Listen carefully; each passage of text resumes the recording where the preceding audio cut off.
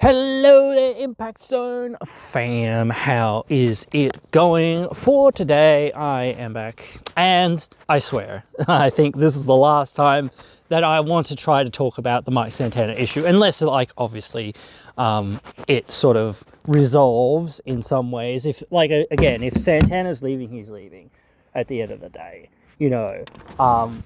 Like I said before, I would like him to stay at least a few more months, maybe until the end of the year or early next year.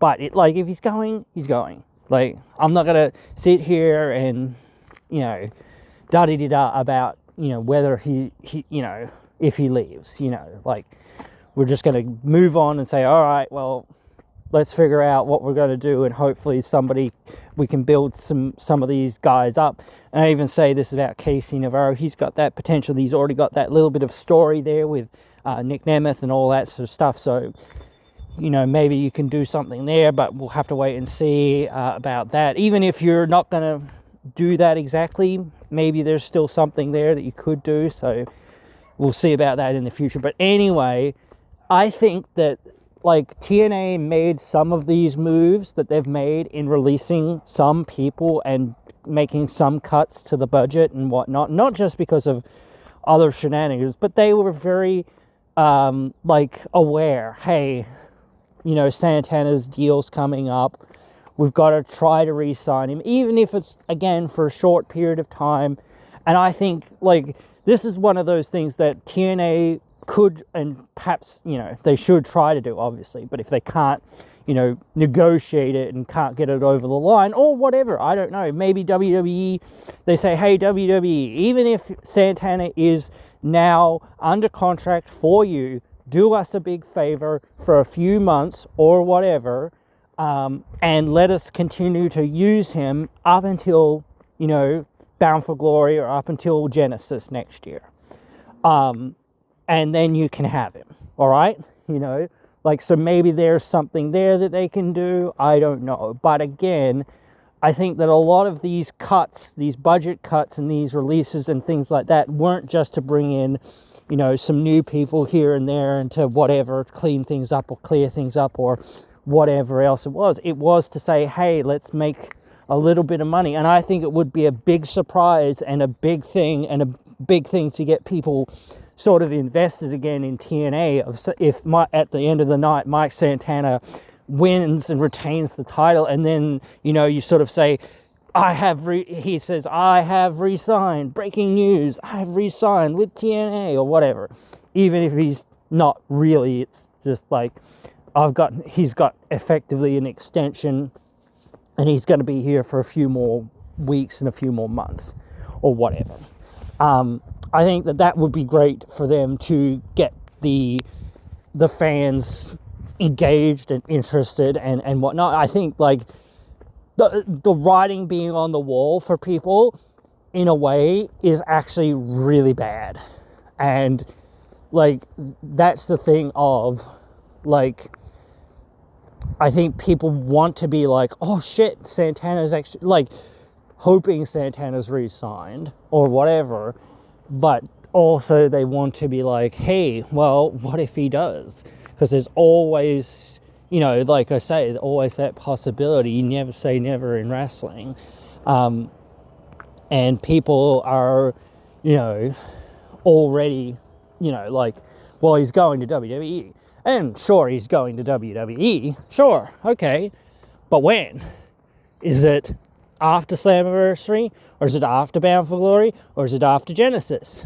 And a lot of people, if they see, oh shit, wait a minute, he's retained the title, and what's going on here? Again, I said this before, where I said, like, I would much rather you have Mike Santana vacate the belt. And I know there's, like, that whole, well, let's do the whole Bret Hart thing and take the title off of him to make sure, or something similar, to make sure, hey, the title stays here and whatnot. But it's just a bad look, in many ways, So I don't agree with doing it, Plus, again, if you just do those sort of things, everyone just has, well, even though the other screw jobs and things like that have happened in wrestling before, that's probably one of the most infamous. So it's hard to get away. And like TNA has tried to copy that moment as well in the past before. So it's like, well, you know, it sucks to see this sort of thing not just repeated. You know, it sucks to be like, oh man, you know, like, they're just trying to copy WWE moments or whatever. But like, it makes some amount of sense to be like, might somehow like Nick Nemeth and Ryan Nemeth somehow, you know, beat Santana or whatever. That leads to Nemeth beating Santana or whatever, or other shenanigans. I said before, like, should Casey Navarro get involved in this match? I don't know. I mean, like, and then it's like, well, what side should he take? You know? And, like, if you're going to start to work this angle between Casey and Nick Nemeth, then it's like, yeah, well, that makes sense. But, like with the Moose match and the Eddie Edwards match that was Blast Rebellion, was it? Or whatever it was. Can't remember. A lot of people felt like it was overbooked or whatever. But, oh no, it was the Eddie Edwards versus Santana match. That was it. A lot of people felt like it was a bit overbooked. But realistically, you know, you had your 2 or 3 other key players or whatever. So...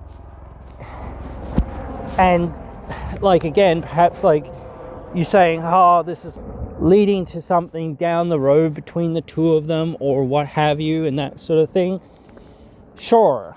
But still, like, I think, again, it's one of those funny things, or not really, but you know what I mean? It's one of those ironic things that whenever TNA does something like this, it's like, oh, this is overbooked nonsense. When WWE did it for Cody Rhodes, it was like, yeah, finish the story, Cody, woo, yeah, you know, and all this, and seeing like all these people return and yada, yada, yada, and whatever else, and whatever, all that stuff. It was like, yeah, woo, yeah, go, woo, The Undertaker, yeah, whatever, we want to Stone Cold, but whatever, you know, like things like that. It was like, yeah, people don't care when WWE overbooks things.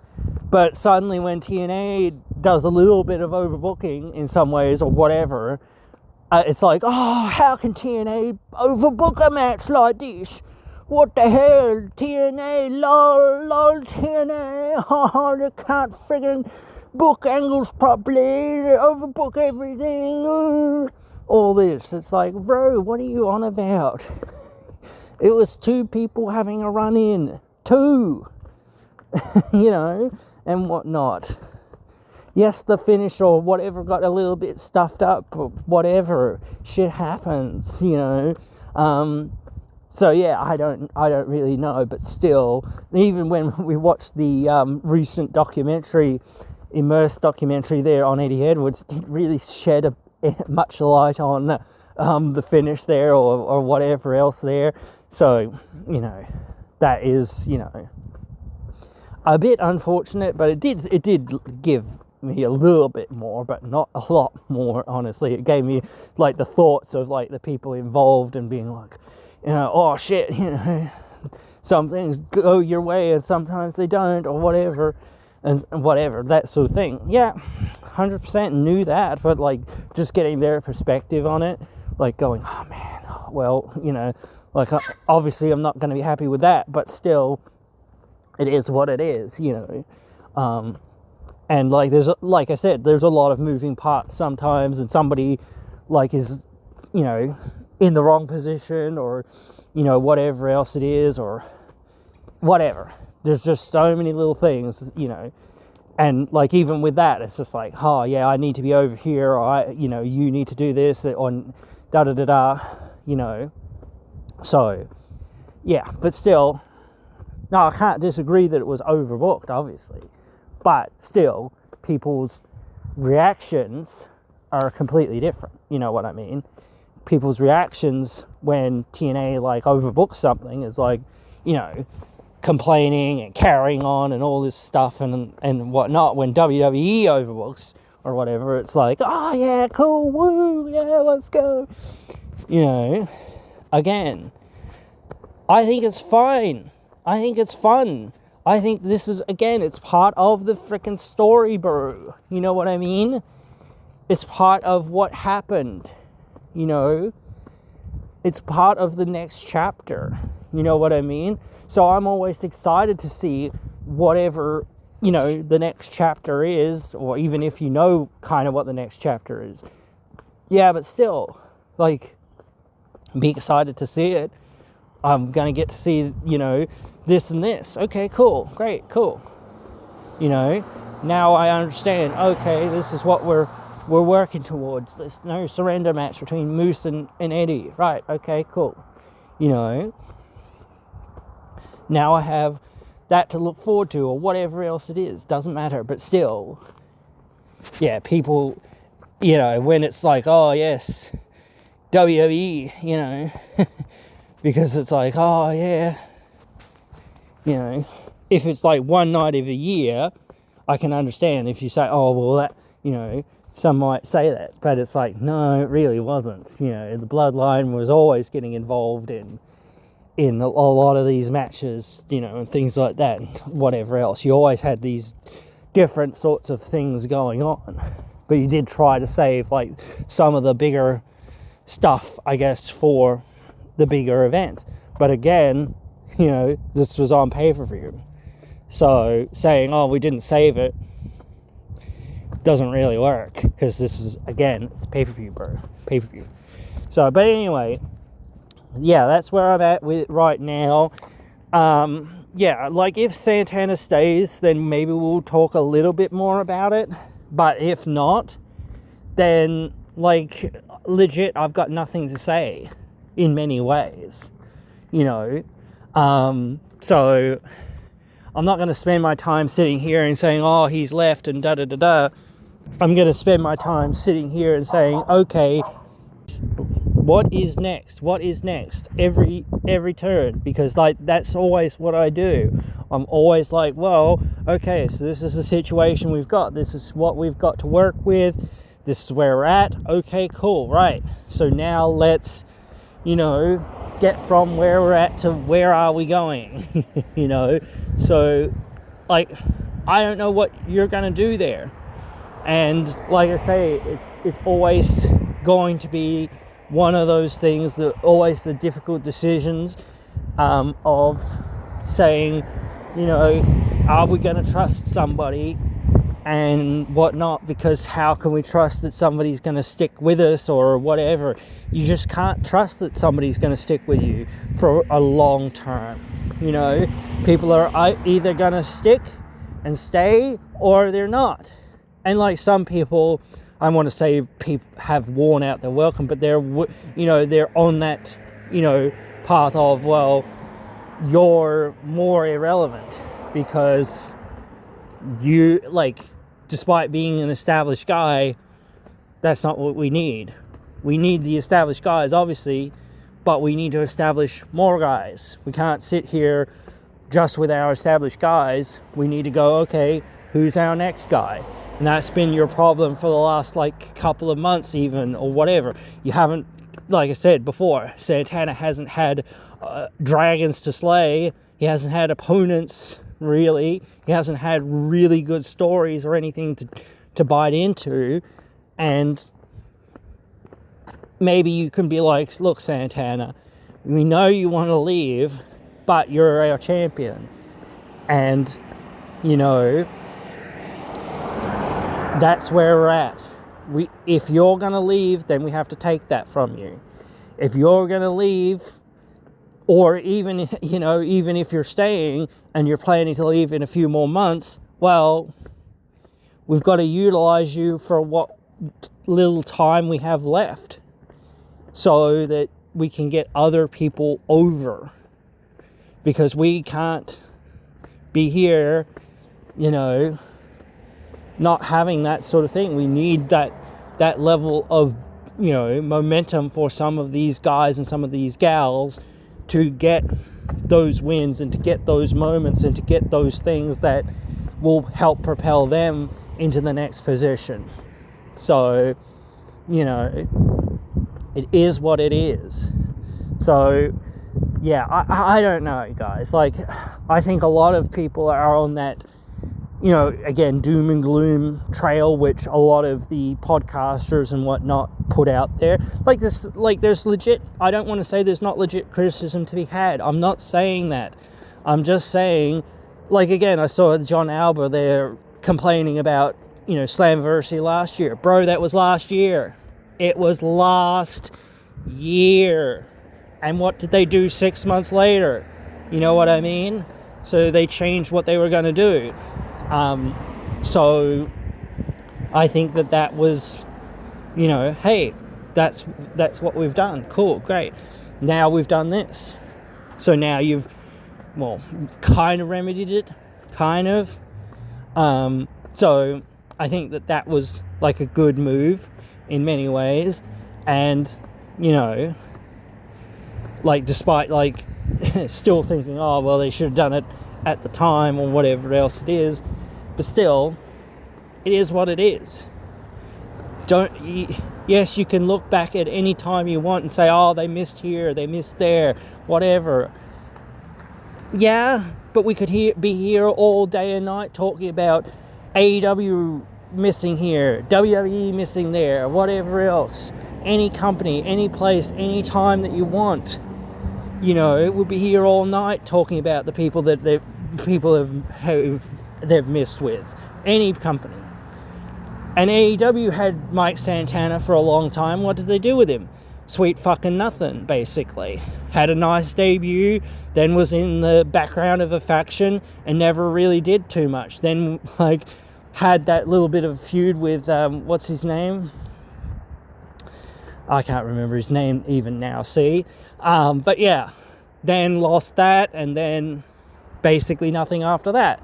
So again, they missed there a big opportunity with somebody that TNA picked up and went, all right, let's run with you. You're motivated and, you want to, do the things and want to do the stuff, let's go. So, and if, I would think, there was a recent interview and it didn't really clarify any of these things that Mike Santana did. So I feel there's certain things to say, oh, we're trying to keep that close to the chest, brother. Kayfabe, brother. I understand that. But, or whatever, not kayfabe, but you know what I mean. We're trying to keep that on the low, And maybe, again, there's still, that offer on the table. So maybe there is a level of, well, a decision really hasn't been reached yet, or we don't know exactly what that's going to look like, or whatever else it is. And again, I have to, he's been on NXT, he was on NXT for quite a bit here and there, in the last, couple of years or whatever it's been. So, he kind of already has that, somewhat connection with the fans in WWE.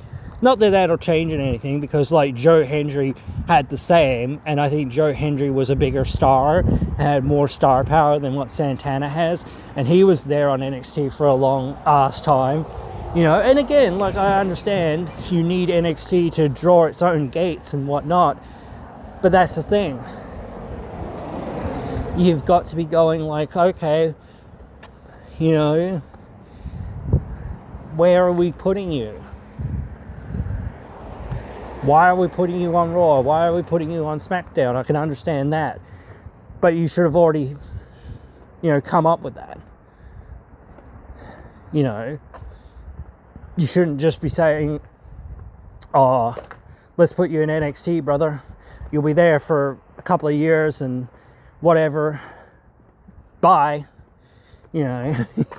So even when he goes to WWE, I have that distinct feeling of, they, like, again, they are very much dangling the carrot and saying, come work for us, come earn millions of dollars, whatever it is.